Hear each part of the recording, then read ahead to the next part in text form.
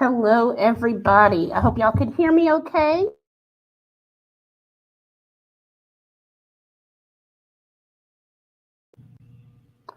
Okay, I hope y'all can hear me. Check, check, check. All right, we have a few minutes. So I'm going to use that time to get a little bit more set up.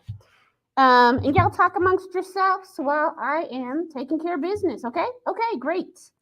Let me just get in here and set up these banners.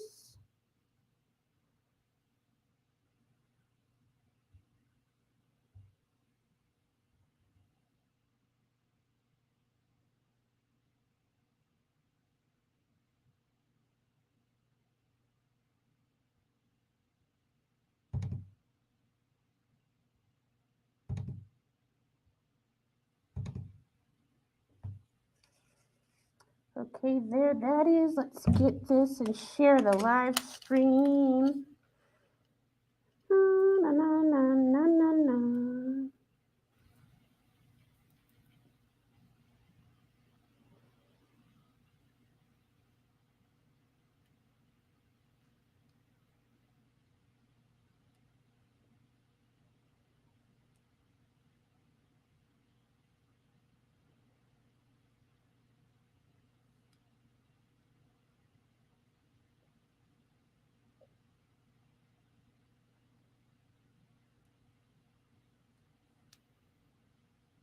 Um,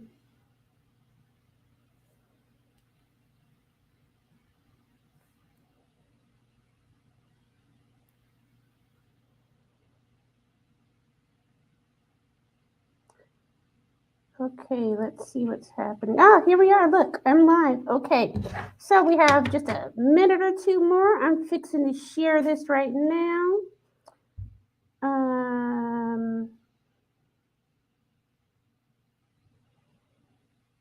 Why does this think I'm no? Hold on one second, y'all.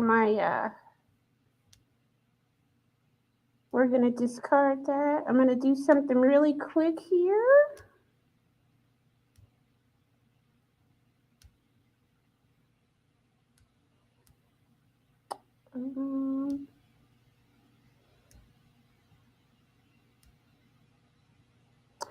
It's got me signed into a different page, y'all. Give me just a second to figure this out. And then we'll go about the business of fancy dancing, okay? Okay.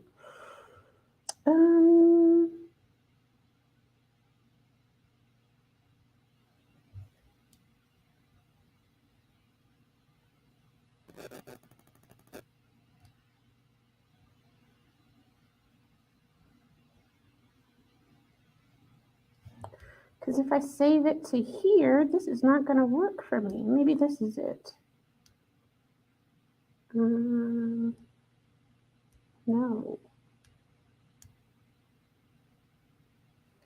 It's got me interacting in a way I don't want to interact. One second, y'all.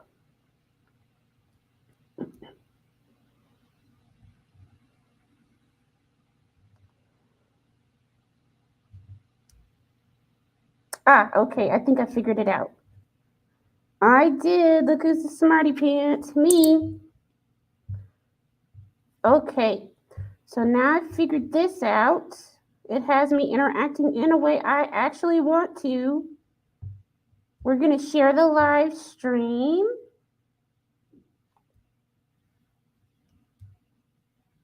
Hey, y'all, come and join me as we talk about Ring Shout or Hunting Ku Kluxes in the End Times by P.Dejili Clark.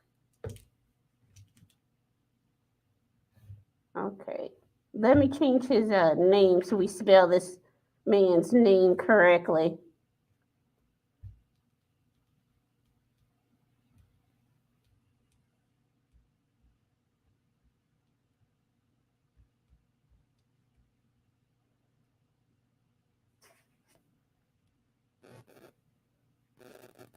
Okay, great. All right, y'all. So let me make sure my sound is down. There we go. Can y'all hear me? Check, check, 1, 2. I'm going to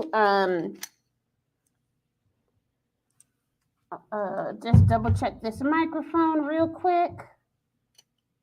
Hold on 1 second. Just want to make sure that it could hear me. Okay, great. All right, y'all. So let me make sure my sound is down. There we go. Can y'all hear? Okay, good. All right, that's all I needed to do. Just to make sure that y'all can hear me. I know sometimes it can be a bit muffly when I have this mask on. So y'all hear how deep my voice got? Ha ha. Okay. Let me get my notes in order. Yep, and then we can be about our business of doing this thing right. Okay, let me get this out of here.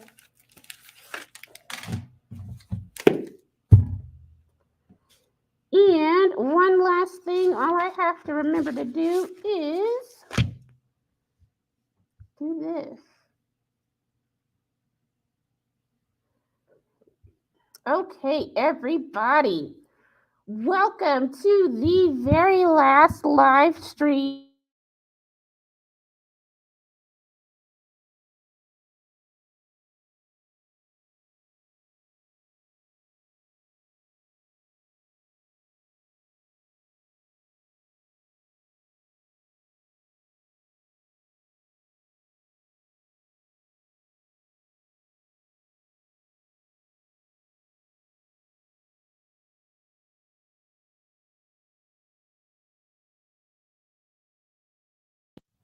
Okay, can y'all hear me? It said that my microphone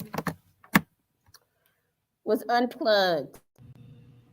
Okay, all right, there. Microphone's plugged back in. Everybody can hear me just okay?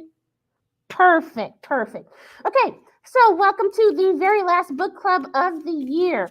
Today we are going to be reading Ring Shout by P.Dejili Clark. Let me add this to the stream. Boom. Okay, let me get rid of this little ticker tape thing. It's in the way, blocking stuff. Hang on. Okay, so today we are going to be reading Ring Shout or Hunting Ku Kluxes in the End Times by P.Dejili Clark.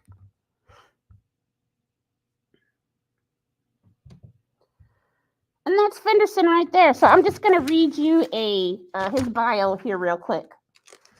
P.Dejili Clark is the award-winning author and Hugo Nebula Sturgeon and World Fantasy nominated author of the novel Master of Jinn and the novellas Ring Shout, which we're reading, The Black God's Drums, and The Hunting of Tram Car 15. His stories have appeared in online venues such as Tor.com, Daily Science Fiction, Heroic Fantasy Quarterly, Apex, Lightspeed, Fireside Fiction, Beneath Ceaseless Skies, and in print anthologies including Griots, Hidden Youth, and Clockwork Cairo. He is a founding member of FIYAH, FIYAH Literary Magazine, and an infrequent reviewer at Strange Horizon. Born in New York and raised mostly in Houston, Texas, H-Town, he spent the early formative years of his life in the homeland of his parents, Trinidad and Tobago. When not writing speculative fiction, P.Dejili Clark works as an academic historian whose research spans comparative slavery and emancipation in the Atlantic world. He melds his interest in history and the social world with speculative fiction and has written articles on issues ranging from racism and H.P. Lovecraft to critiques of George Schuler's Black Empire, and has been a panelist and lecturer at conventions, workshops, and other genre events. I don't know why I'm holding my hand like that. Sorry, y'all. At current time, he resides in a small Edwardian castle in New England with his wife and daughters and pet dragon, who suspiciously resembles a Boston Terrier. When so inclined, he rambles on issues of speculative fiction, politics, and diversity at his amply named blog, The Disgruntled Hairdram. All right, so that is a little bit about Fenderson here, who I'm just going to keep calling P.Dejili Clark because I don't know this man, and I didn't ask him if it was okay if I spoke with him by his first name. So, Ring Shout is an actual cultural religious event. And I'm just going to go in a little bit and tell you what a ring shout is. So, hang on, let me see if I can scoot this microphone. I'm scared to move it because then it gets unplugged. Let me see if I can rearrange this without unplugging anything. I think I did it, y'all. Okay, everything looks great. All right, so a ring shout is an ecstatic, transcendent religious ritual first practiced by enslaved Africans in the West Indies and the United States, in which worshippers move in a circle while shuffling and stomping their feet and clapping hands. Despite the name, shouting aloud is not an essential part of the ritual. The ring shout was christened and practiced in some black churches into the 20th century, and it continues to the present among the Gullah Geechee people of the Sea Islands, and in singing and praying bands associated with many African American United Methodist congregations in Tidewater, Maryland, and Delaware. A more modern form, still known as a shout or a praise break, is practiced in many black churches and non-black Pentecostal churches to this day. So it goes on and on to talk about what a ring shout is, but basically it is a religious ceremony. You kind of get into a trance-like state, a fevered pitch. It's a group of people. It's like active meditation is the best way that I can describe it. A ring shout is active meditation in a black church. That's basically what it is. Sometimes it can be associated with people catching the Holy Ghost, if you've ever heard of that. It looks similar to people who might be being ridden in the hoodoo sense of the term. Happy Hoodoo Heritage Month, by the way. That's all October long. There is a bit of hoodoo in this book as well. We will get to that too. But anyway, I really, really enjoyed this book. P.Dejili Clark really did a great job in infusing history as well as horror. And he does this really well in a lot of his other books too. Let me pull up the, hold on one second, y'all. I have to pop over here because I realized I thought I printed something off and I did not. So, oh, I'm sorry. Hold on one second while I do this real quick.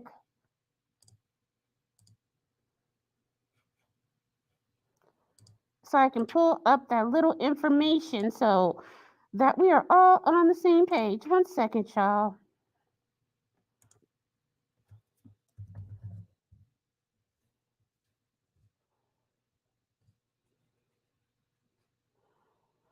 You know what?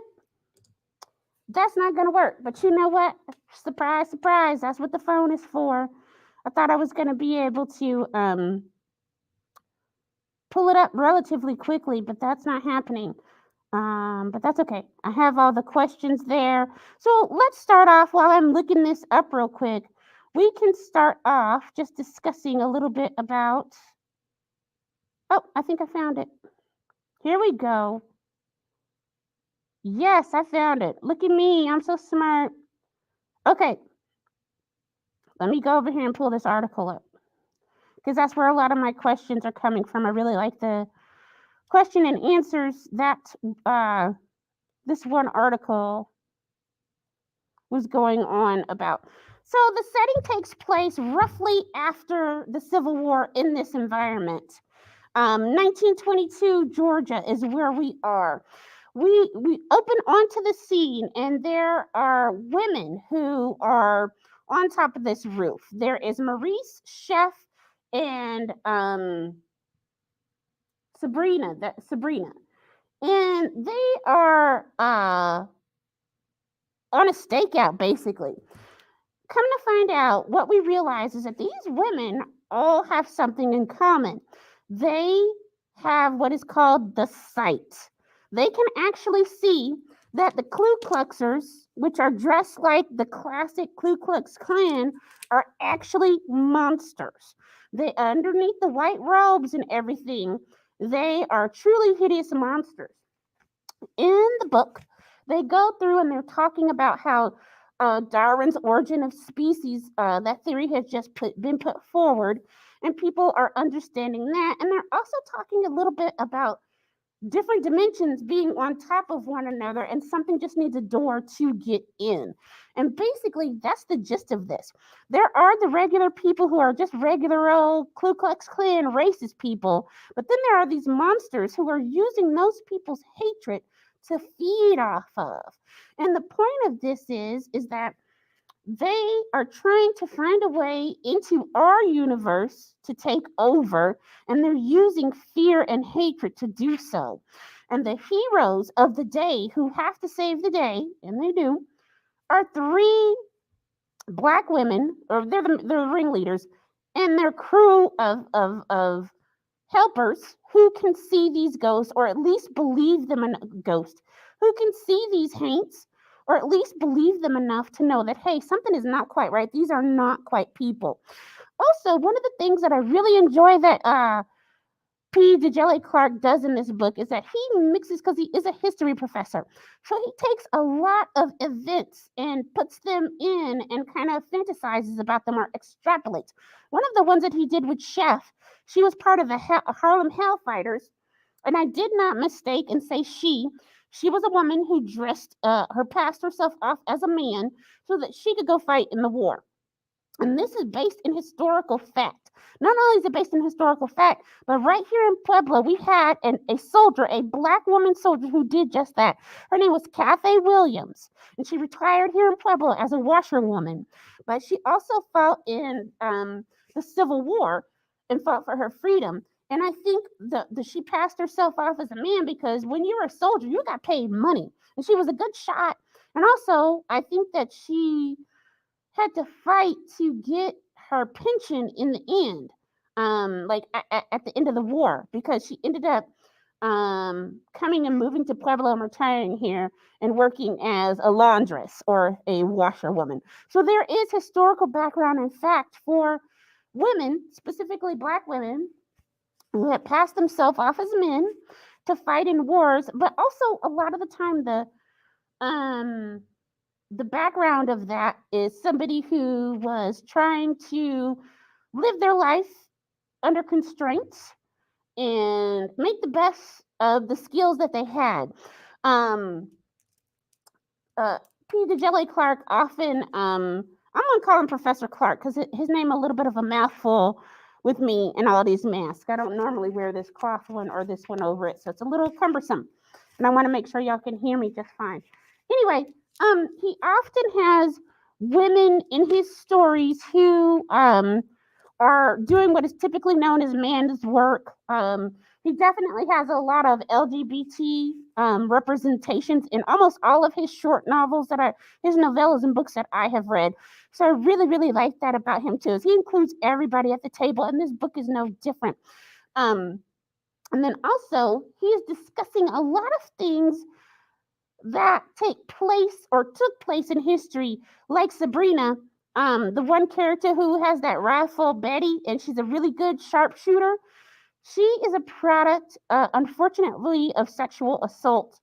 Her mother was sexually assaulted by her employer, and she left the baby with her dad to raise, and she left out of town. And so Sabrina is lighter skinned than the rest of them. She's a crack shot. She loves her grandfather, and she is super, super smart.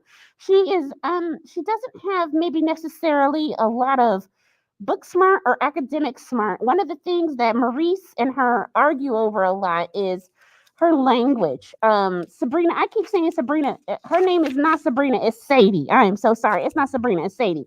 But Sadie uses the N word. And early in the book, they have a discussion, and Maurice is like, "Could you please stop saying that?" Because she called everybody the N word, and she was like, "Why? I'm not saying it with a lowercase n. That's disgusting. That's a slur." And Sadie was like, or Chef was like, "Well, how are we supposed to hear the difference. How are we supposed to hear if you're using a big letter N or a lowercase n? And to Sadie's mind, Sadie's like, well, why would I use the lowercase n with black people? What Professor Clark is doing here is putting forefront the idea that this argument over who can say the N word and who cannot say the N word has been an argument amongst black people since that word was invented. And he's trying to show that not everybody agrees, but he's also trying to show that the people who are in favor of only black people saying it have a process behind, there's a thought process behind what they're talking about. And he's using Sadie to explain that. Sadie says that she never uses a lowercase n when she's talking about black people. It's always an uppercase n because that is polite. She only uses lowercase n's when she's talking to people she don't like or when she's calling white people the word. And she does it very often in the book. Just as a matter of thought or a matter of caution, baby, don't do that. Don't say that word. Don't say it. Don't say it. Don't say it. I don't care if you are black or half black or know somebody black. Just err on the side of caution and don't say it because you never know how somebody is going to react or when they're going to react. And I would just not say it if I were you. I don't say it, and I am black. I am not the boss of all the black people, so I can't tell other black people what to do, nor can I tell them how to describe themselves.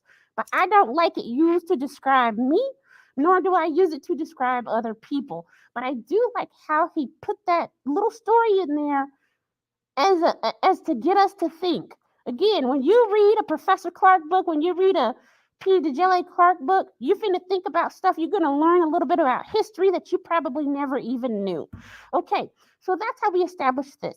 We talk about how did these our trio of freedom fighters meet, and they all heard the call of the Gullah Geechee woman. That's old Sarah.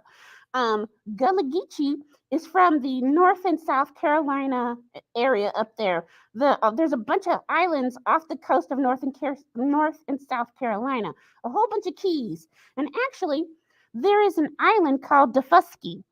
And I am saying it very fast, but if you slow it down, the fusky, the first key, the first key, the first key. It is the first island in those key of islands, so they call it the fusky or the first key. And so you can see how in the book, because I read the book and I also listened to the audio, the let me see who the it's on Hoopla. And so whoever the narrator is on Hoopla, I cannot remember her name. But she's a black woman and she is speaking in it's not Gullah Geechee, it's an older version of AAVE. So you can hear her accent and how to properly speak in Gullah Geechee if you listen to the audio. It's written in the book as well, but sometimes people who are not a part of the culture look at that and think of it as slave language. And honestly speaking, the enslaved people did have to find a way to communicate in English when they were kidnapped and brought over here and put on work camps. So a lot of the speech patterns are similar to folks from West Africa, and how there isn't necessarily the same words or the same sounds in English, so they make a close approximation.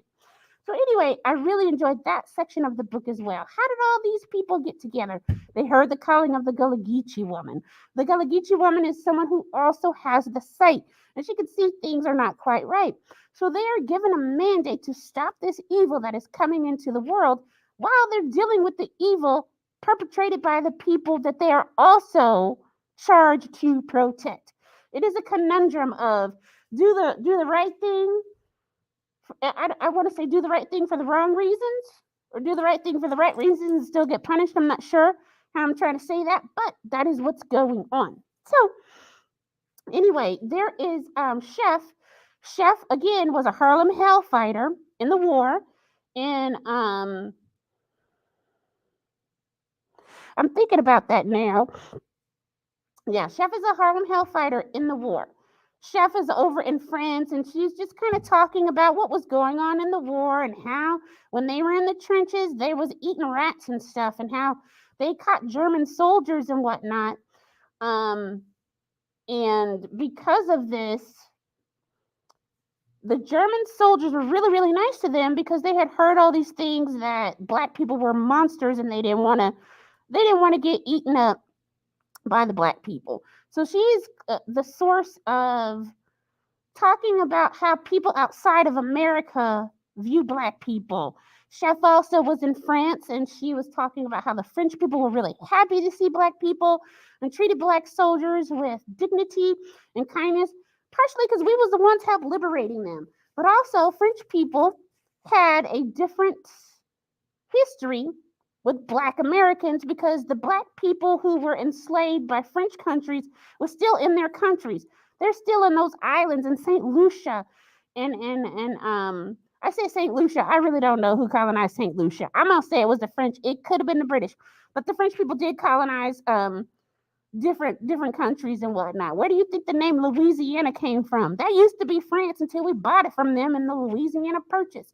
That's why some of the folks in a lot of the native folks learned to speak French because when the French was here, they taught them how to speak French. Um, I was about to say while they were brutalizing them, but let me hush. Let me hush. Anyway, so that's Chef's role. Chef's role is there to talk about the wider political scope of things. Um, Sadie is there to give us the other aspect of people who may not be educated in academia, but they are educated in common sense. And Sadie has a heaping handful of it. And then there is Maurice Boudreau. She also has the sight. She loves reading fairy tales, Brer Rabbit and Brer Fox stories. These are um not just stories, not just children's stories, but there's messages hidden in there, and they've always been there. The overall message of Brer Fox is we are little, but we use our smarts to outside. We use our brain to outsmart those who are stronger and who have more power than us. Uh-oh. Hold on one second, child. Let me fix this light because I keep moving and I have to have a light on me or you won't be able to see me. 1 second.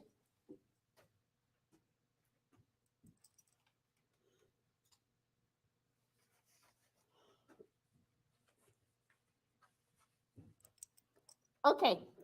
So anyway, so that's the purpose of this. Is she is showing that the enslaved black people always had stories of rebellion and redemption and outsmarting people, and they had to hide it in plain sight. What better way to do that than in a fairy tale or a children's story? So you would think that, we're just telling somebody a good night story or something like that. That is how the trickster stories works. That is how the underdog wins, by letting people underestimate them. So, anywho, so that's establishing that. So we start to realize that there is a big fight coming. There are some entities or aliens or whatever from another dimension that are going to use our own hatred and fear to conquer this world. So Maurice and her band of do-gooders have to figure out what to do to stop this from happening. You will see a lot of elements of hoodoo in this book as well. One of the things that Maurice does to travel in between universes is one time she kicks a blue bottle tree. Now, for those of y'all who have been rocking with me for a long time, know that the second book we read this year was Ophi's Ghost. And Ophi was full of hoodoo too. Ophi, the character, and the book. But we mentioned the blue bottle trees in that book. Blue bottle trees have come up, and Christian Strong breaks the universe. I say Christian, I meant Tristan. So again, this is also a portal. It is a portal to another world where she meets these creatures who look like Brer Fox to her. Again, tricky. They have fox teeth. They're another entity. They are aware of what is going on. They are aware of this evil, and they are trying to help save our human world. Maurice also wields a sword. A sword that was made by a blacksmith in Africa who was a part of the slave trade. He got his riches and fame from selling people until one day he was tricked and he got sold himself. And so, what he did when he was captured, he made this sword that bound all the African kings that were selling people to the sword, including himself. And then he bound it with the vengeance of the people who had been sold, with their anger and their cries and quest for justice. And so, whenever Sadie is fighting the Ku Kluxes, Sadie, I keep saying Sadie, Maurice, whenever Maurice is fighting the Ku Kluxes, she can call this sword up to aid her in the quest. Since it was made to call upon anger and redemption and remorse, she's full of that. As we come to see, the Ku Kluxers came and killed her whole family while she was hiding up under the floorboards. And so every time she uses the sword, she sees a younger version of herself. We find out later it's herself. It just looks like a little girl. Instead of being an 18-year-old, she's much younger.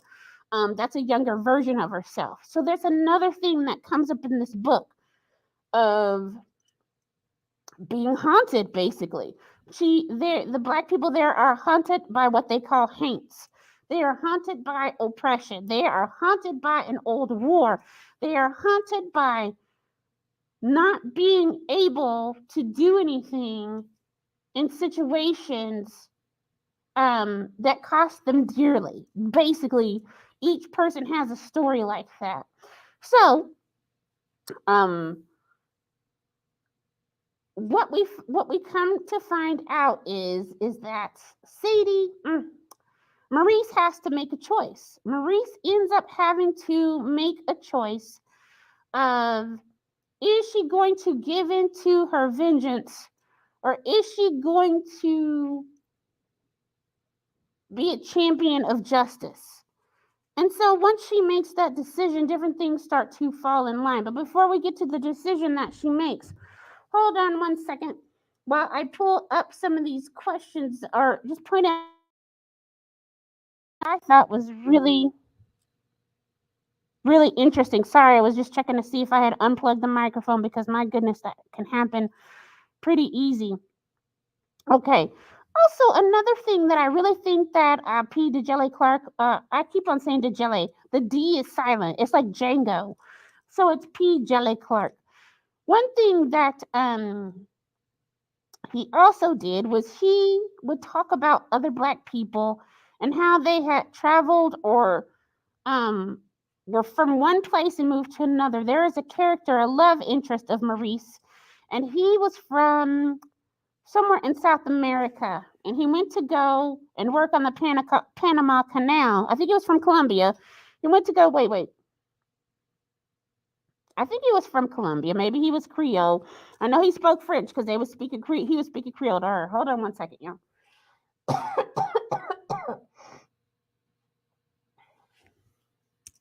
Pardon me.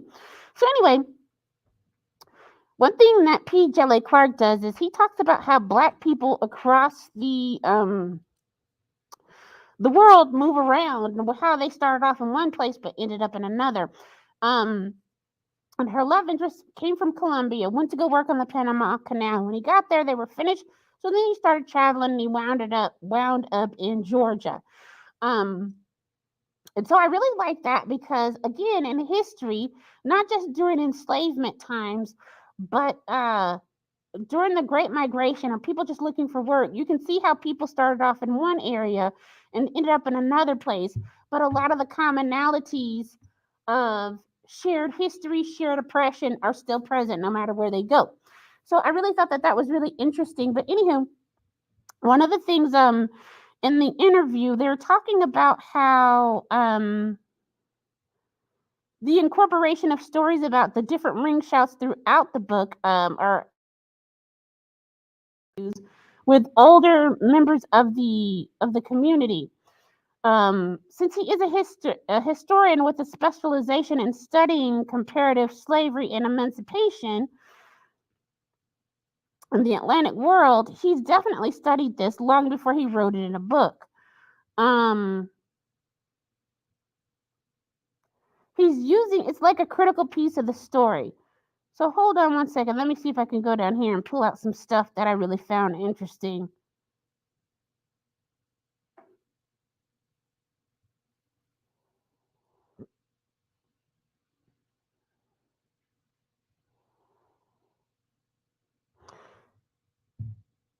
Wait, here it is. I found that hold on, hold on. Here it is right here. He was drawn to different ring shout stories that he read. The clear African roots, while being a creation of the New World practiced by enslaved people throughout the American South, with similarities to traditions from the Caribbean and throughout Black communities in the Americas. The shout is a way of persevering and enduring, often part of the spiritual practice, but also having secular meaning. And once you've seen a shout, witnessed it, and heard its rhythm and watched its movement, it stays with you. So again, he's talking about the commonalities of Black people, especially those who are descendants of the enslavement Holocaust, but how this ring shout definitely came from Africa because you can see roots of it. But if you go to the Caribbean, you'll see roots there. If you go anywhere in Black communities in the South, up north, in the Americas, down south, you will see elements of the ring shout. So that's why he was talking about this.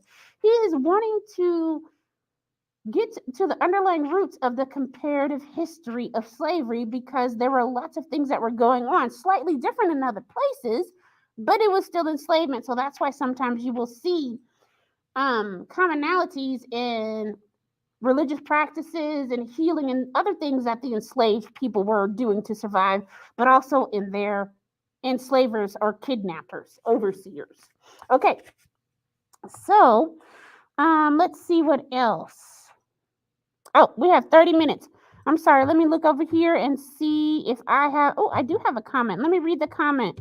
Y'all, I'm sorry. I have forgotten to check comments, but let's fix that right now. Hey, Juanita, thank you so much. I'm so glad. Let's put it up here. Oh, cool beans. Thank you so much, Juanita. I'm glad that you are enjoying this. I'm going to put your comment up here if you don't mind. Yay! Thanks, Juanita. I'm so glad that you're listening and watching. I'm glad that you can hear me and everything too. Okay, sorry, Juanita. It took me a little while to look at that. But anywho, so good. This is the book again, y'all. Please check it out on Hoopla if you have not had a chance. So, just like her aunties who are not her aunties are able to enter her head and talk to her in a way to explain to her that she is their champion, they need her to wield the sword to fight this great evil. One of the Ku Kluxes, his name is Gordon the Butcher. He is an evil hunt from another land as well. And he's got all these weird mouths all on his body. His stomach, in place of a tummy, is a big giant mouth. I mean, the cover of the book, all these mouths and stuff where the eyes are, they're all over people's bodies. What ends up happening is they are trying to infect our world with their leader, who is called the Great Cyclops. It's a woman, so that they can take over and live here too. What they end up doing is through this man's butcher shop. It's horrible, but they end up feeding people living meat that's still wiggling and stuff. And it turns out it is the Great Cyclops, so that she is inside of everybody. She's inside of them so that she can come through the world and manifest and whatnot. Woo! It was gross and gruesome. It kind of reminded me of Lovecraft Country, which is another book we read last year. It reminded me of Lovecraft Country in the sense of I'm going to take this down right now. Oh, sorry. Let's do this. There we go. In the sense of they are using monsters to fight monsters. There's something doing something monstrous, and so oh, thank you. You can hear me just fine. Elbow cough. Thank you. So they end up realizing, okay, we have to fight these monsters. these Ku Kluxes are getting stronger and stronger, and they are changing and they are evolving. Remember, we talked about Darwin earlier? So, again, he's letting people know these folks are educated, they know what they're doing, they have to be careful because not everybody can see the Ku Kluxes. They look like regular people. So when they're fighting them, it looks like Maurice is just sticking a 13-inch sword in, some random shopkeeper's neck. They don't see the monsters like she does. So, anywho, she realizes that these monsters from another dimension are way too strong for her just to fight by herself. She needs to get help. That's the other thing I forgot to mention is they call her the old Gullah woman or the Gullah witch. She has a whole band of people who help her make moonshine because you have to raise funds and stuff so that they can get rid of the Ku Kluxer's body and fund their army, basically. So one of the ways that they do that is by moonshine, and also medicine, because Miss Sarah is a Gullah Geechee witch, basically. She has the ear of the community. She gives births. She does births. She does deaths. She's a healer. There is a group of scientists that she have. There's Cherokee people in here. So again, he is making sure that the history reflects the land and the people around them. And I didn't look this up beforehand, but I can, and I'll put it in the comment section. About the Gullah Geechee, or excuse me, about whoever the native groups were in Georgia during that time. And I do believe it was the Cherokee, but you know what? Hang on a second. Let me see. Let's see real quick, because we have time. Let's see what the internet says.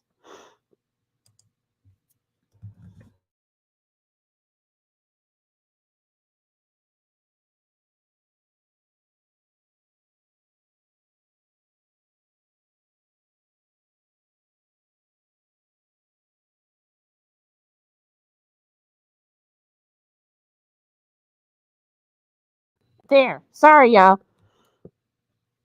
So that's definitely a part of their territory was in Georgia.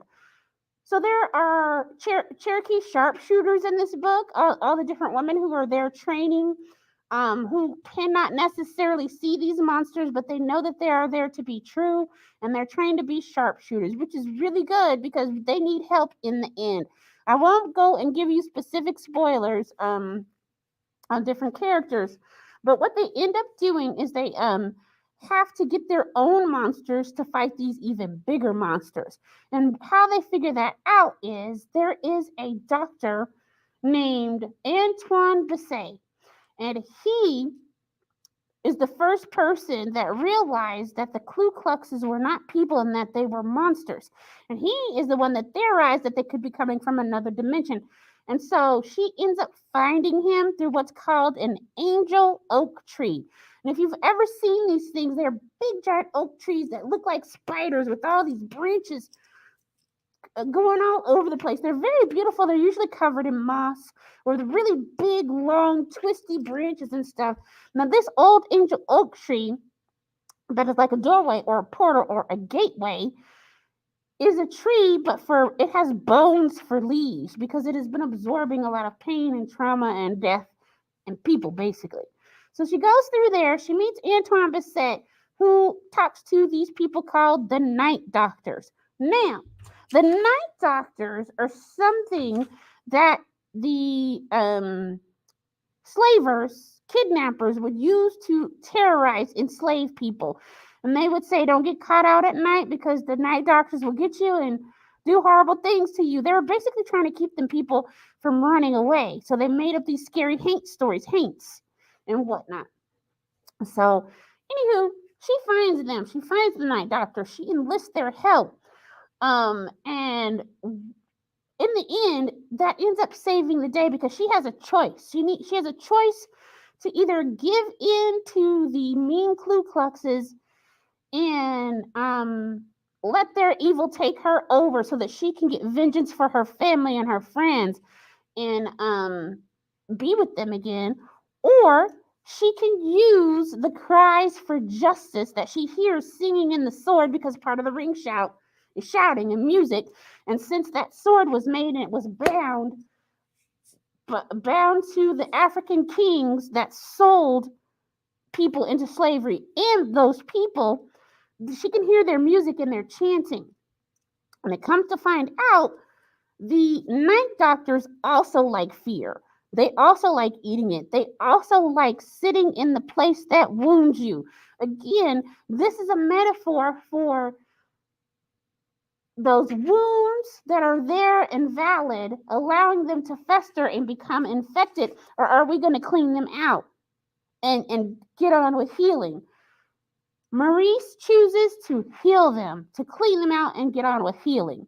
So I really found the Night Doctors quite fascinating. And also, there is a, I'm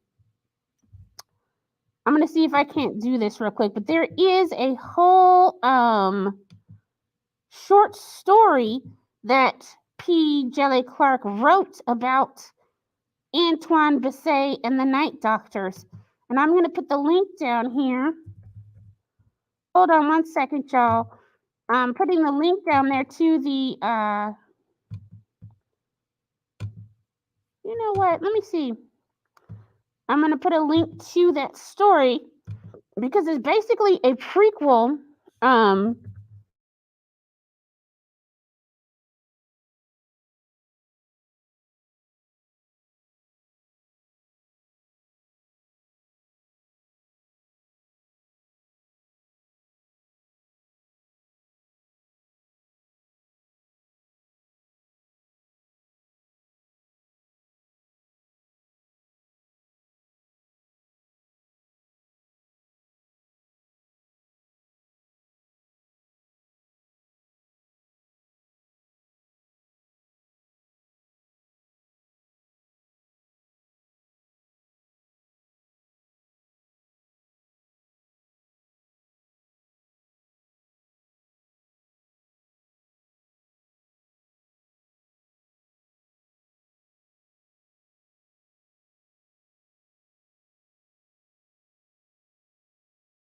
There. Sorry, the mic got muted again. So the thing I just posted is from Nightmare Magazine, and it is a link to the story The Night Doctors. It's the prequel to Ring Shout. It's going to tell you a little bit more about Dr. Antoine Bisset and how he discovered who and what the Ku Kluxes were, and the sacrifices that he had to pay, and all this other stuff.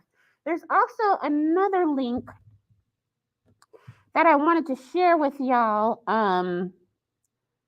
that talks about, there's the section of the Night Doctors, and then yeah, and that's also in that same magazine. So there's a link there too. All right.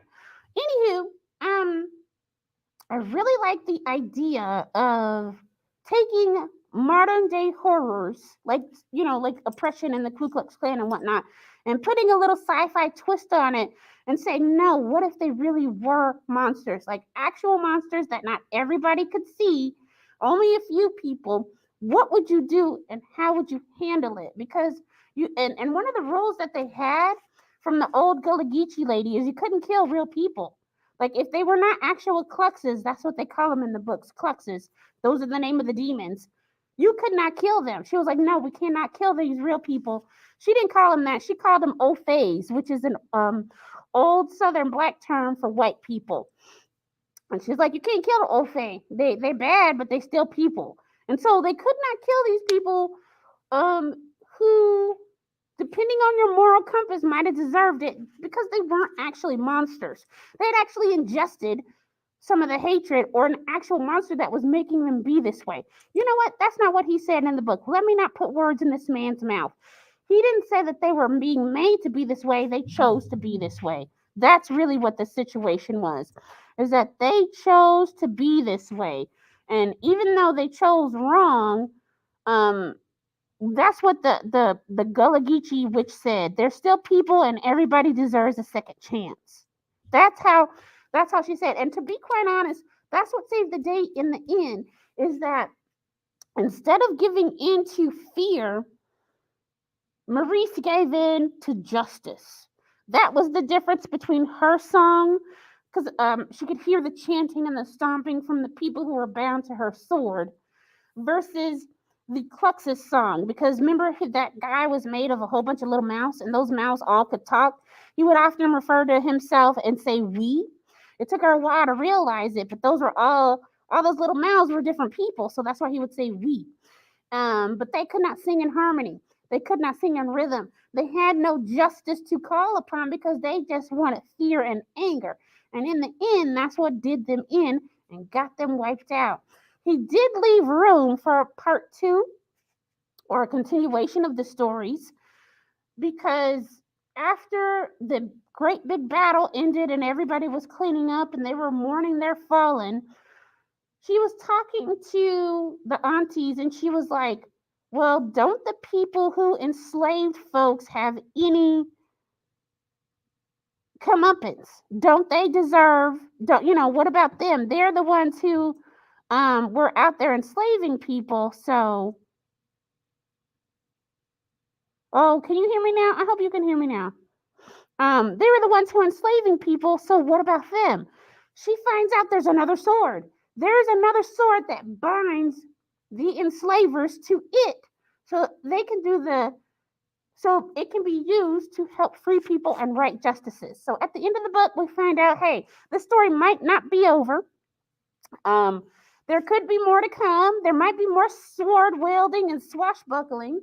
And I hope that there is. We don't know. This book came out in 2020.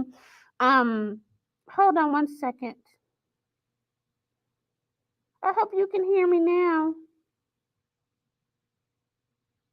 You can see me, but you can't. I hope you can hear me now. I think you can. I hope so. Oh, child, let me get this off of here. I am so sorry. We don't want to. Hang on. I didn't mean to click on that. We don't know who that is. Let's get rid of this. How do I get rid of this? Yep. There we go. Okay, that's gone. I apologize, y'all. Don't click on that link. We don't know where that's going to go, and we don't want to find out. Gonna get viruses all on your computer. Okay. I think that's roughly it. Let me just double check and make sure that I have covered everything. Oh, I have it. So if you enjoyed my brief synopsis of Ring Shot, what it was about, and you kind of like that magical realism involved with history and whatnot, you might like this other P.Dejili Clark book. It's called The Black God Drums. In this alternate history, there are dirigibles and airships. It's more like a steampunk kind of, or a gaslight kind of a book. It is fun as well. There are otherworldly forces in this book too. They call it the Black God Drums because there's a war going on. It's set in New Orleans, and there is a type of weapon that comes from people who worship black gods in their drums, and so people are trying to fight to get this first to win the war. Again, the heroine in this book is look at her cute little braids and whatnot. That's her. She's the heroine of the book. Her name is what is her name? She lives in New Orleans, and she's trying to get above and smuggled onto an airship, Captain Anne Marie's airship, the Midnight Robber. Here, I'll just read the back of it to you because this is also available on Hoopla. I believe it's on Hoopla. It's either on Hoopla or Libby. It's another like all the books that I do in my book club. There is usually an audio, almost always an audio version available, as well as an ebook and a print book. But this one's really good, and I'm going to turn it in. And it's Creeper. That's her name. Sorry. This young lady, her nickname is Creeper. She's a scrappy young teen. She's done living on the streets of New Orleans. Her sights are set on securing passage aboard Captain Anne Marie's smuggler airship, the Midnight Robber, earning the captain's trust using a secret about a kidnapped Haitian scientist. That's the one who knows how to make the weapon. And a mysterious weapon he calls the Black God's drums. But Creeper keeps another secret close to her heart. Oya, the African Orisha of the wind and storms, who speaks inside her head and grants her divine powers. And Oya has her own priorities. I really like this book. Again, it's a novella, so I think it was only like 150. No, it's only 100 pages. So you can read this really quickly, or you can listen to the audio version. We have a lot of P.Dejili Clark books. We have his Master of Jinn, Tram, Tramcar 15, and there's another one. Something about Cairo, Midnight in Cairo. Again, I think the A Master of Jinn is his first full-length novel. Let me see if I can pull it up.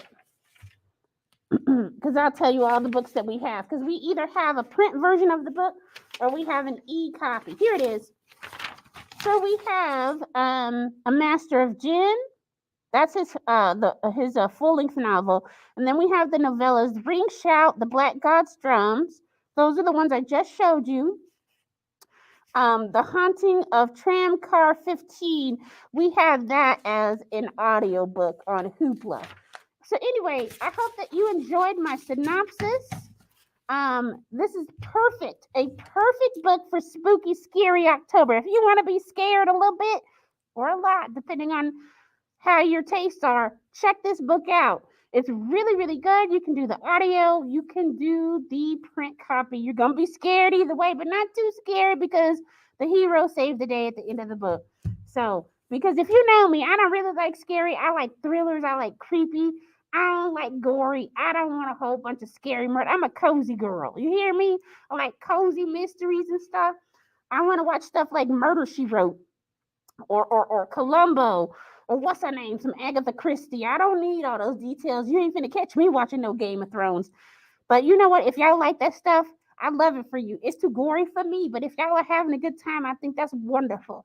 Speaking of wonderful, this is it for the year. Please do keep checking out the Lovely from the Library Facebook page. I will be posting the books for next year there. Also, let me go on and get y'all to sign up for the newsletter, because that is where you're going to be able to see what the books are going to be for next year. I'm going to do a kind of countdown in December. Hey, these are all the books we read. This is all the fun that we had. I'll send a newsletter out with all the live streams and whatnot in case you missed any and you don't feel like digging through all of the Facebook or all of the YouTube or whatever. You won't have to, because I put it all in one package at the end of the year. In the meantime, for November, we're going to be focusing on All Pueblo Reads. That is the Christian Hannah book. I can't remember the title. I am so sorry, y'all, but it's all over the website. Just go to pueblolibrary.org and you'll be able to see it there. You can come into the library. We have a ton of those books here about wellness and well-being and mental health. We have a full display, so come on in, check it out, and get involved with All Pueblo Reads. All right. I will be seeing you guys either in person or in our next live stream, which will be next year. Thank you so much for your time.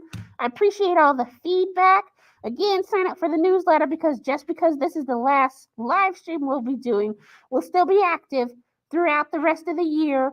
And we'll see you next year. And I'll give you the list of books so you can get an early start and start reading them, so you can join me on screen and we can chat about books and awesome stuff that happens at the library. Thank y'all so much. I'll see you later. Bye.